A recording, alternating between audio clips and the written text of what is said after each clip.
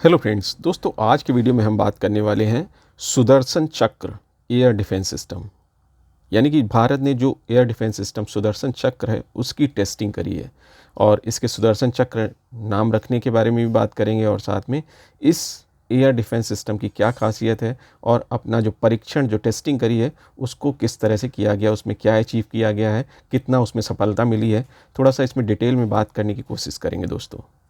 और शुरुआत में ही आप लोगों से रिक्वेस्ट करना चाहता हूं कि अगर आपको Dev talks by Pankaj channel अगर अच्छा लगता है तो इस चैनल को सब्सक्राइब जरूर करें और साथ में बेल आइकन भी जरूर प्रेस करें जिससे कि आगे आने वाले वीडियोज़ के आप लोगों को नोटिफिकेशंस भी मिलते रहें। इस सुदर्शन चक्र एयर डिफेंस सिस्टम की मैं आप लोगों को अगर बात करूं तो 600 किलोमीटर तक की रेंज से अगर कोई भी न्यूक्लियर मिसाइल या कोई भी मिसाइल जो भारत की तरफ आ रही होगी 600 किलोमीटर दूर तक से ये ट्रैक कर लेता है। यानी कि अगर आप फॉर एग्जांपल दिल्ली में है और दिल्ली से 600 किलोमीटर दूर अगर आसमान में कोई मिसाइल है तो उसको ये दिल्ली से ट्रैक कर लेगा, अगर दिल्ली में ये सुदर्शन चक्र एयर डिफेंस सिस्टम तैनात है। ऐसे ही बॉर्डर पे अगर किसी एरिया में तैनात है तो वहाँ से जो दुश्मन की टेरिटरी है उससे जो मिसाइल आ रही, चाहे पाकिस्तान की तरफ से या फिर चीन की तरफ से, तो 600 किलोमीटर जब वो दूर होगी बॉर्डर से तभी ये एयर डिफेंस सिस्टम उसको डिटेक्ट कर लेगा और यहाँ से अपना जो इसके मिसाइल्स हैं उनको लॉन्च कर देगा, जो डिस्ट्रॉयर मिसाइल जो इससे निकलते हैं, और ये उस आने वाली मिसाइल को हवा में ही नष्ट कर देगा। और साथ में कम से कम 300 टारगेट को ट्रैक कर सकता है। ऐसे एक नहीं, 300 टारगेट अगर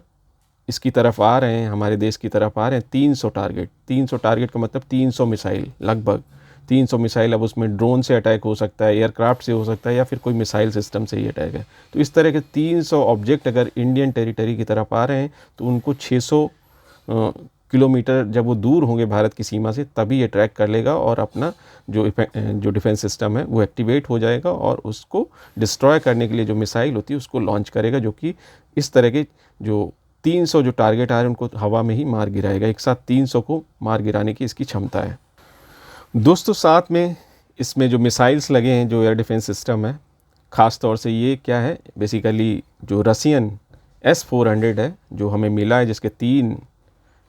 यूनिट्स ऑलरेडी आ चुके हैं, 2 आना बाकी है, तो उसको इंडियन फोर्सेस ने अपने जो क्या कहते हैं कि अपने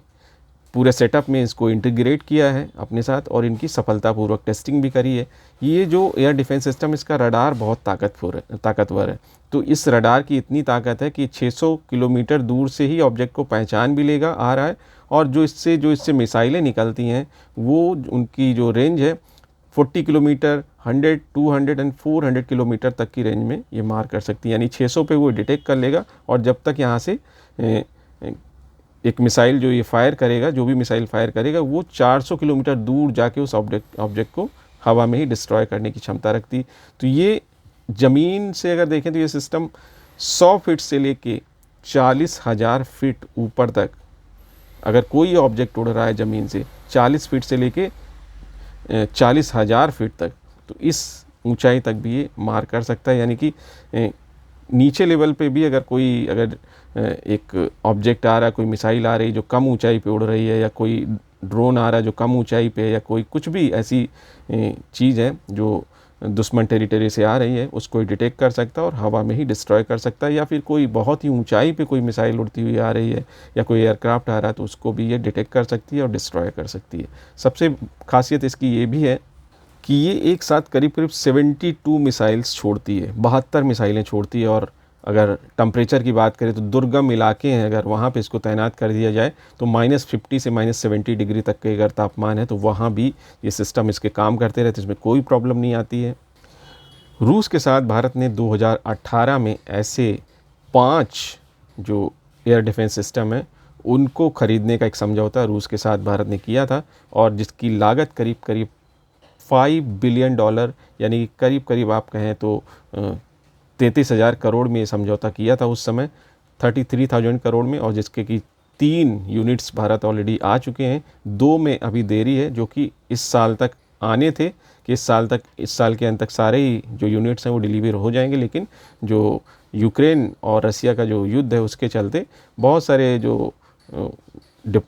डिलीवरीज हैं वो डिले हो रही हैं, तो उसमें से जो ये S-400 है इसकी भी डिलीवरी थोड़ा डिले हुई है, और ये चीज़ रसिया ने इंडिया को कम्युनिकेट भी करी थी कि हम इसको थोड़ा सा देर से दे पाएंगे। वो बात अलग कि इसमें कहीं ना कहीं एक ये भी एंगल आ रहा था कि कहीं ना कहीं चाइनीज़ प्रेशर के चलते रसिया ऐसा डिले कर रहा है, लेकिन जो चीज़ें सामने दिख रही हैं उसमें तो साफ साफ ये पता चल रहा है कि रसिया खुद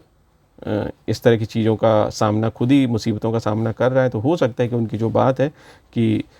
इस तरह के जो चैलेंजेज हैं, लॉजिस्टिक चैलेंजेज, और कई सारे जो उनके खुद के बहुत सारे रॉ मटेरियल होते हैं जो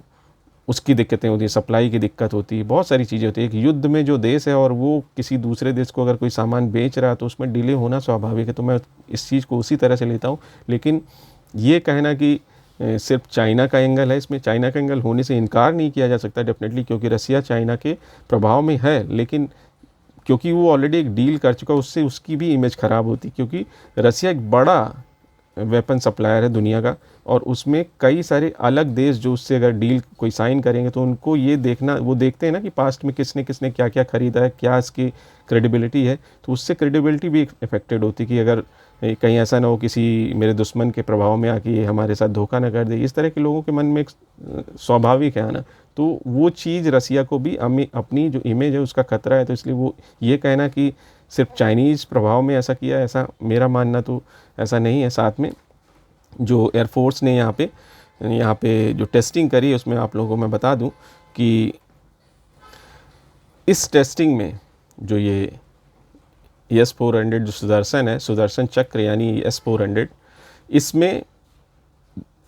जो मैं एक चीज़ बताना चाह रहा था कि इसने जो टेस्टिंग करी उसमें, इस टेस्टिंग में क्या रिजल्ट रहा, उसमें इसने क्या किया कि राफेल और सुखोई 30 और साथ में मिग विमानों का इसने टारगेट सेट किया, और इन टारगेट्स को फाइटर जेट बनाया गया, दुश्मन का फाइटर जेट, कि ये दुश्मन के फाइटर जेट आ रहे हैं। इसमें जो बनाया, जैसे मैंने बताया कि इसमें राफेल,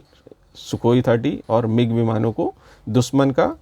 फाइटर जेट बनाया गया कि ये फाइटर जेट दुश्मन की तरफ से आ रहे हैं, जिनको सुदर्शन चक्र ने सक्सेसफुली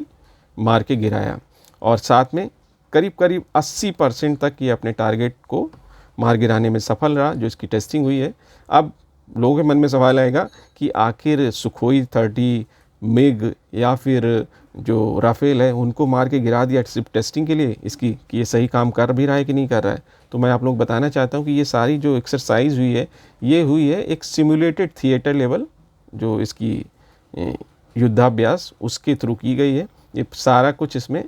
रियल, जैसे रियल प्लेन को डिस्ट्रॉय करना, ये सब नहीं है। इसमें जो सिमुलेटर का इस्तेमाल किया गया है, और साथ में मैं आप लोग बता दूं कि इस तरह के जैसे एटॉमिक बम की जो टेस्टिंग होती है बहुत सारे की, अब इसमें कितनी, इसमें क्या बढ़ा दें तो किसका कितना इसका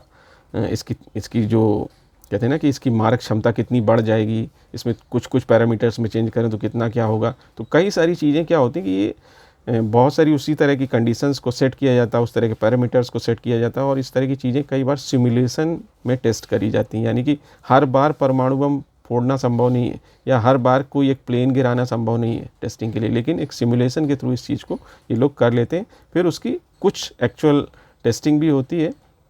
जैसे कि अभी आप लोगों ने रिसेंटली सुना होगा कि जो एक मिसाइल जो इन लोगों ने बनाया था अपना, जो AD-1